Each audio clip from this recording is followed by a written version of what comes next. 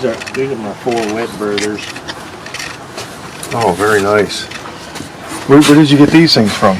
Man, they're so old. I got them at a supply store. They're at the bottom of a shower. Yeah, I thought about that before. Yeah. And then I'll just let it drain out here, and it drains down there into the pond.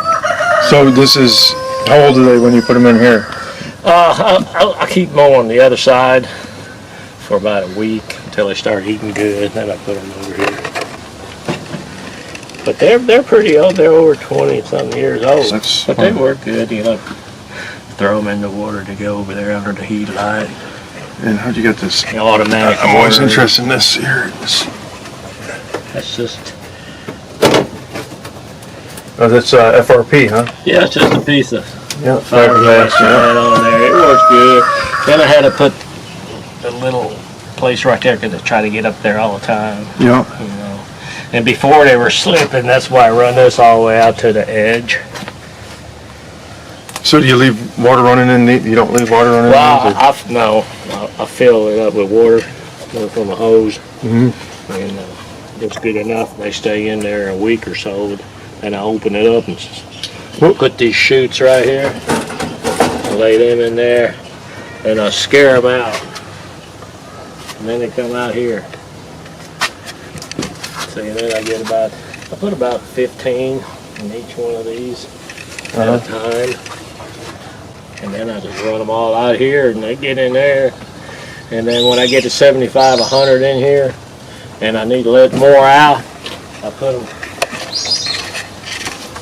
in a little place right here. And I open up and I got that thing that shoots them over to the next section.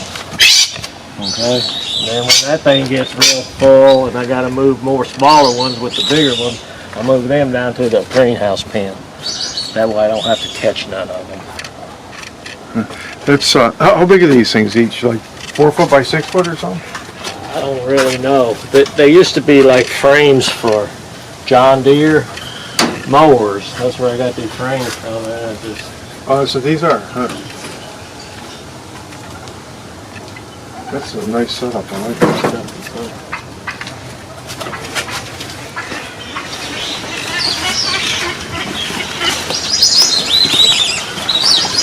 Oh yeah, that's all see it outside here too.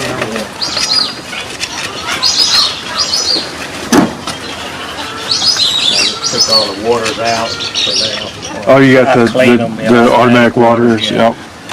Yeah, I know. So before you put them on the wet, you have it barricaded off and. No, I put them on that end and throw them into the water when I get them out of my box. So then they run out of here, and then they're fine. So what would you need the water for here? Just to drinking. Oh, just to drink? Fresh drinking water. So when they're right there? Well water, yeah. I mean, they probably drink out of funky water, but I get that anyway. That's nice bird. Yeah, they work. Nothing fancy.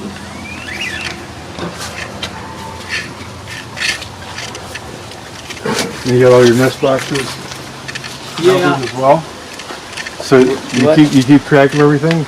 Yeah. Like if it's 30 nest box 33, 100 more guys or so on? Yeah, I check them every 5 days.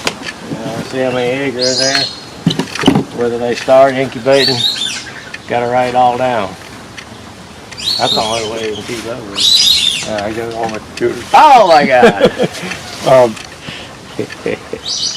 What do you do? Is this for like a side mount? Do what now? Is this for like well, I've had them in different places, you know, and then I'll move them around. Depends on where I need something. This little tiny hole for like bufflehead or something on this one? Yeah, it's a little hole. You have a ring tail going there, mostly. One got it.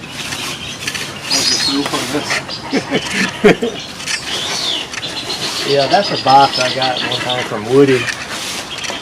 Yeah, These are ancient, huh? Yeah, all this stuff is old, man. How do you keep it from all rotten? Because like our farm in North Carolina. These are all cypress, man. I'm buying cypress. The ones I made, you know, all these are the ones I made, but that's an old one.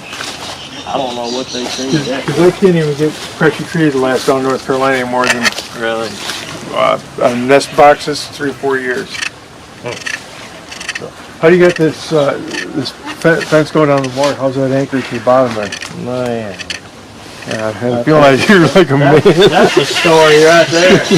I ain't never doing it again. I'm too old.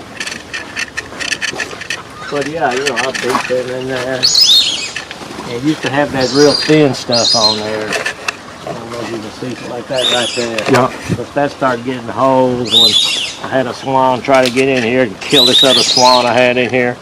You know, and he ripped it. And anyway, I laid it down like that. I carried riprap all the way around it. So, Can you drain the pond down when you did that, or was it? No. It was just water. No. Yeah, you get it down there and hope your face don't get in the water. That's about it. And then I had to redo this because it started eroding back, you know, and then I couldn't catch anything out of there. You know what I found at one point? There was. Do you have any paper mills around here? No. If you had somebody that worked at a paper mill, Yeah. it worked really good. They had something called wet felt. I don't know what they use it for, but it's just like actual felt like you make hats. Right. They come in these massive rolls, like 15, 20, I don't even remember, feet wide. And you can lay it on the bank and just anchor it in. Yeah. And when the birds get the mud on it, the felt takes the color of the mud, so it just looks like the looks like the land. Yep. And it lasts for, I don't know. I got some of my mother's been there for 40 years. Oh, yeah. And just never rots or anything. But, yeah, I got to replace some of these boards. It's even like that, huh? Especially like the tree ducks and stuff. You get all you want on there now. Well, when I have to catch something out of there, you just walk carefully, get the cleats out. with that long net. See, I'll open that gate over there. See that one little square? Yep. And they all go out on the pond. So these are full-winged or pinioned? Most of these are pinioned. You have owls out in the pond? Have what? Owls? Get any birds? Well, I used to. I got lights surrounding the place and it helps. It eliminates them. Mostly in the late winter when they're nesting, or? Well, now I don't even see any anymore. Huh. But I've had like Cooper's hawks. They'll follow a duck and they came in here, man. Yeah. Oh, dang. I had one on my aviary down in North Carolina. It's the only predator I've had down in North Carolina. I suspect I have rats kill some birds here, but I had a Cooper's hawk get in and he just sat on top of the net, ripped a hole in the net, got in, killed a bird. Wow, I haven't had him do that yet. Yep. And I get them in my chicken coop every year up in New York. Because especially during migration, they're crazy. Right. I think they're looking for the calories or something, and they just so they keep on going. Yep. This is a good idea. See that? So you don't get zapped by the fence when you go in there. Do what? So you don't get zapped by the fence when you get in there. Yeah. After you get hit one time, you start doing that.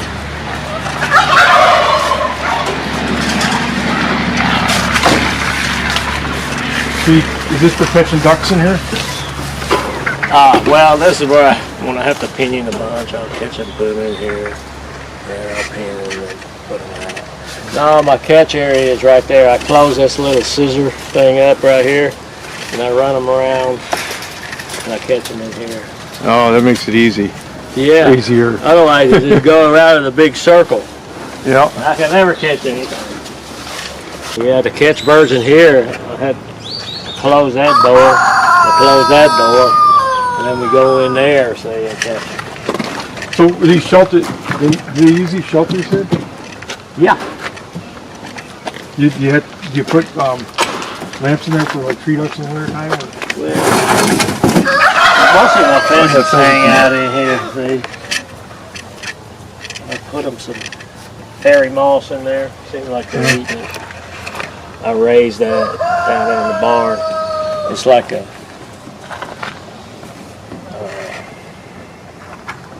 duckweed, it's bigger.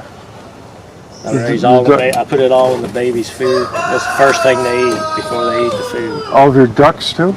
Yeah, for the ducks, yeah. What's the, It's a high protein. what is it called? Fairy? It's, well, Fairy that's moss. fairy moss, but it's a type of duckweed, only it's bigger than regular duckweed. Okay. Yeah, I got it down Swamp at Reelfoot. So now I grow it in the wintertime under a heat light. I mean, a grow light rather. I have a pond up in New York that I have duckweed on, just because it grows like crazy. And it just, I mean, it's only like a 10 by 15 pond, and it just mats the whole thing off. And I just go out there, and the problem is I don't like the snail. It's got snails in it now, so that could be a potential parasite Always got problem. something in it. One time I caught a little snapping turtle. I thought, what is that? I went like that with a duckweed, and that thing got stuck on my finger. Slung it off. I never could find where I slung it. I guess it's better than a snake. Yeah. What do you have for snakes down here? Everything. Yeah. Big ones? The chicken? Pretty much I've eliminated most of them. I didn't even know that was possible. Well, it's not possible, but they come in, and I see some every now and then, but not many. So what kind of snakes you got? The chicken Mostly snakes? just water snakes. Banded chicken water snakes. But the water snakes won't eat the eggs or anything, will they? Yeah. I don't know, everything eats eggs. You've had the banded water snakes eating eggs? Really? I didn't know if they ate eggs. I thought they were fish. I know you could train them to come up and eat fish out of your hand. Yeah. Yeah, I don't know who does that. On YouTube they do that, don't they? Yeah, I guess they apparently they're easy to train to get them. We used to have, when we first moved here, water moccasins everywhere. I got well water running in there. That's well water? Yeah, and then it runs out that hole right there. And it goes down. It's kind of like the only problem with those little holes is you get stuff stuck in them. Yeah, I made me a little thing, because this is a bad tree right here to get it stopped up, where I put a little mesh in there. There's some old style netting that's like 30 years old. Some of that I got from Woody, and some I got from Maurice, old netting. Yeah, it's stuff, you can't beat it, really. No, it's still pretty good.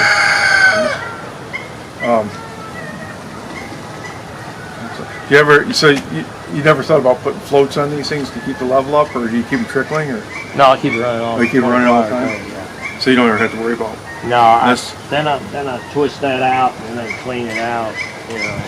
Just once a year. That's not just friction fit. That's No, I got it screwed down in there, and then it'll just suck out. You can see where it comes out right here. Oh yeah, and then the other one's over there. so you don't have any problems with freezing. No, they don't freeze. Because like up in New York, if you have something like that, anybody that lives in the north, obviously, well, what I found that if you use black PVC up in the north, if you run it up like that, if it does freeze, the sun hits on it, and it'll melt it right out.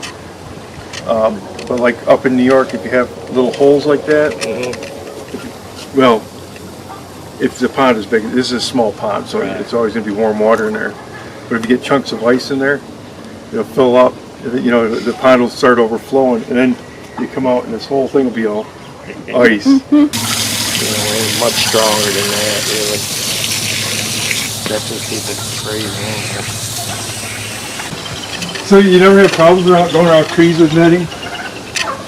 I mean, Well, it doesn't rip it, or what do you mean? with doing it this way, is that prevent it from No, ripping? I just put that on there because the big gaps were in there, and it was pulling it away from the tree. Because a lot of times, like when you have trees moving back and forth, they rip netting. Yeah, well, I have that.